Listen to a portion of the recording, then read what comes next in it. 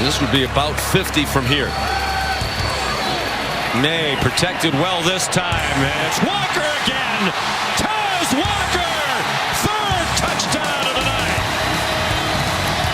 And May's going to take a shot right down the chimney. Inside the 5-yard line. Tez Walker on the go route. I'm Alex Johnson. This is Yards Per Fantasy, and today we're talking North Carolina wide receiver Tez Walker. We're going to dive into his background and college career, discuss the positives and negatives in his prospect profile, try to determine his dynasty value, and if and where you should target him in your rookie drafts. Tez Walker, he's a wide receiver out of North Carolina. He's a redshirt junior. He's 22 years old. He's listed as 6'1", 193 pounds. Tez Walker, or Tez Walker, was a two-way player at West Charlotte High School in North Carolina. He finished his career there with 48 receptions, 923 yards, and 2 touchdowns on offense, and 36 tackles with 6 interceptions on defense. And that was enough to be a 3-star recruit in the 2020 class. He received 6 offers and he opted for North Carolina Central.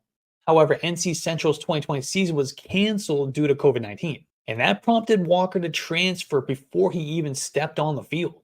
He wound up at Kent State, where he played minimally as a freshman in 2021, before breaking out with 58 receptions, 921 receiving yards, and 11 touchdowns in 2022. And that was enough to earn first-team All-Conference. Walker was on the move again in 2023, transferring back home to the University of North Carolina. Unfortunately, though, the NCAA ruled him ineligible for the 2023 season, considering this his second transfer, even though he had never actually played for NC Central, given that canceled season. But after a long, drawn-out fight, the NCAA eventually gave in, and they let Tez Walker play. Now, he had already missed the first 4 games of the season, but Tez Walker jumped right in and was productive immediately. Pairing with quarterback Drake May, Tez Walker amassed 699 receiving yards and 7 touchdowns on 41 receptions over 8 games. And Walker had felt like he'd done enough to prove he's NFL ready. He decided to sit out the team's bowl game and declare for the NFL draft. Let's talk about the positives, the things that we like in Tez Walker's profile. The first is he has elite speed. He ran a 4.36 at the NFL Combine. He's got good acceleration. He gets up to that top speed very quickly. He's explosive. He's got a wide catch radius. He's got excellent body control. Tez Walker is good after the catch. And he had a 31% final season dominator rating in the games that he played in 2023. And he had a 50.2% dominator rating in 2022 at Kent State.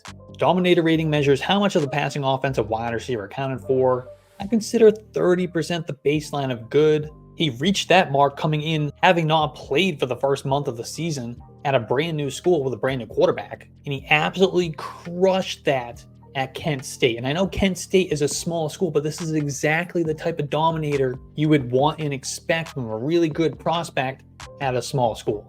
And then Tez Walker accounted for 35% of the team's receiving touchdowns in the games that he played in 2023. That's a really solid number. On the negative side, Tez Walker struggles off the line of scrimmage versus press coverage. He's also inconsistent as a route runner. Tez Walker struggles in traffic and in contested catch situations. He ran a limited route tree, a lot of vertical patterns, and I know that was something he was hoping to expand on during his year at North Carolina. Unfortunately, the issues with his transfer and all that made that difficult for him to do. And finally, he had an age 21 breakout. We like to see these guys break out a little bit before age 21, at least age 20. But we do have to remember his 2020 season was canceled, so that could play a little bit of part of that. But before we get into my NFL comp and my draft projection for Tez Walker, I just want to remind you that you don't have to wait until your rookie drafts to get some Tez Walker shares. Underdog Fantasy makes it possible to draft these rookies right now. So go do it. Download the Underdog Fantasy app and draft some Tez Walker. Draft some Marvin Harrison Jr. Draft some Malik Neighbors or Brock Bowers or Caleb Williams. And when you sign up for Underdog, make sure you use promo code YARDSPER. They're going to double your deposit up to $100. I'm already drafting a ton of 2024 teams, including these rookies, so I'll probably see you in a draft room. The archetype for Tez Walker, I have him listed as a vertical threat. Remember, he ran that 4.36 40 at the NFL Combine. He's really good down the field. I know he wants to expand his route tree. He's going to have to do that at the NFL level, but right now, he's a vertical threat. My NFL comp for him is Mike Wallace. Remember Mike Wallace? He had some really good years for the Steelers and the Dolphins. He was that type of receiver. Could do a little bit more than get down the field, but he was really strong as a vertical threat. Similar body type, similar play styles. I really like this comp.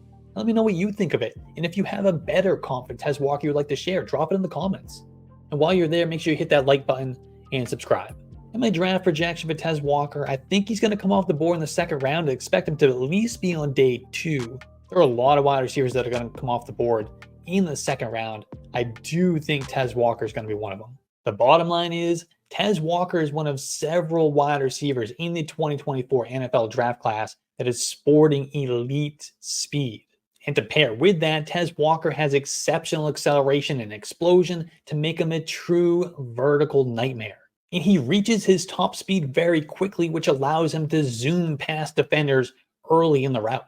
And once the ball is in the air, Tez Walker tracks the ball well, and he uses his wide catch radius and body control to make the play down the field. And with the ball in his hands, Tez Walker is able to speed through the defense, thwarting arm tackles and becoming a true home run hitter. Where Walker will have to develop at the NFL level is in his route running. He's great on the vertical stuff, but otherwise his route tree is limited. He struggles off the line versus press, and he's just simply inexperienced and unrefined in the underneath and intermediate patterns. That is something he's going to need to improve on if he's going to become a well-rounded playmaker. Still, Tez Walker managed to command volume at both Kent State and during his cup of coffee with the Tar Heels. In the NFL, Tez Walker projects as a field stretcher early in his career. He might be one-dimensional initially, but there's plenty of development potential in his game. He could eventually become a team starting Z receiver who opposing teams will need to game plan for. And NFL offenses are going to utilize his explosive traits to stretch defenses vertically and horizontally and get him into space with screens and jet sweeps. He's going to be perfect for an offense that likes to utilize motion and isn't afraid to aggressively target their playmakers down the field.